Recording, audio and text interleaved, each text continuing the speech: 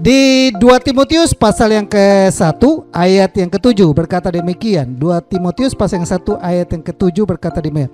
Sebab Allah memberikan kepada kita bukan roh ketakutan, melainkan roh yang membangkitkan.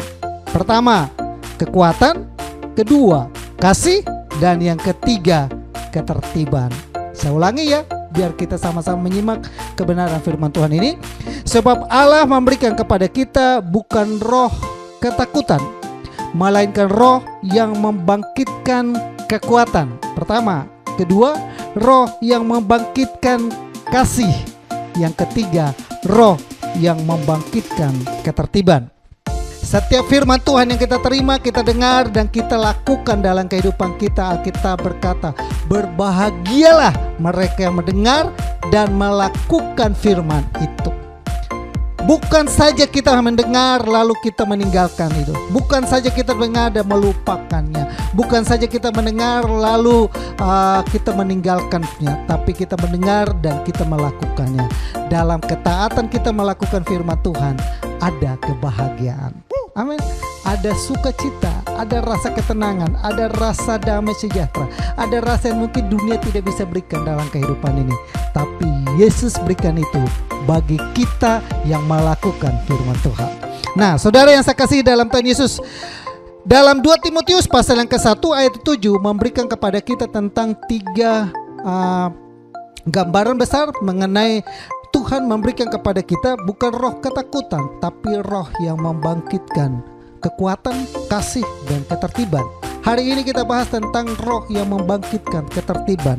Definisi apa itu ketertiban? Definisi ketertiban adalah menurut Kamus Besar Bahasa Indonesia adalah peraturan atau keadaan serba teratur. Keadaan serba teratur, satu peraturan yang dibuat, satu ketetapan yang dibuat, suatu hal yang dibuat untuk semuanya itu supaya dapat berjalan dengan teratur, dapat berjalan dengan tertib, dapat berjalan dengan baik. Amin ya.